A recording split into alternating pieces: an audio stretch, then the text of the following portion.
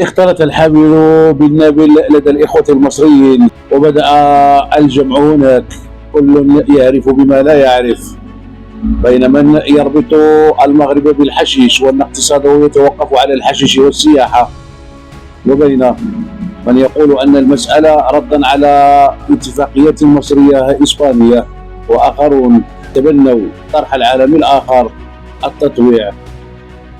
ما تستغربش. اول حاجة هم ليه قالوا دخول المنتجات المصرية ما ينفعش يخش عندنا؟ هقول لك ده لان هو بينهم وبين اسبانيا عداء، واحنا عملنا اتفاقات محترمة مع اسبانيا. الإخوة المصريين أقول تحروا الحقيقة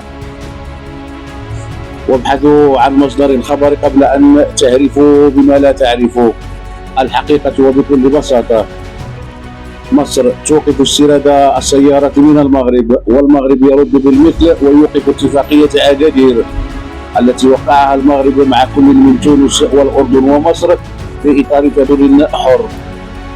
لذلك أقول لإخوتي بمصر تمهلوا يرحمكم الله وتحروا الحقيقة قبل أن تنغمسوا في مستنقع العالم الآخر. وبيننا وبينكم أرحام، بيننا وبينكم رداء كعبة شريف، وبيننا وبينكم أولياء وسادات. ارتقوا بصورة مصر يرحمكم الله، ولا تلطقوا سمعتها حتى لا تنغمسوا بمستنقع العالم الآخر يرحمكم الله.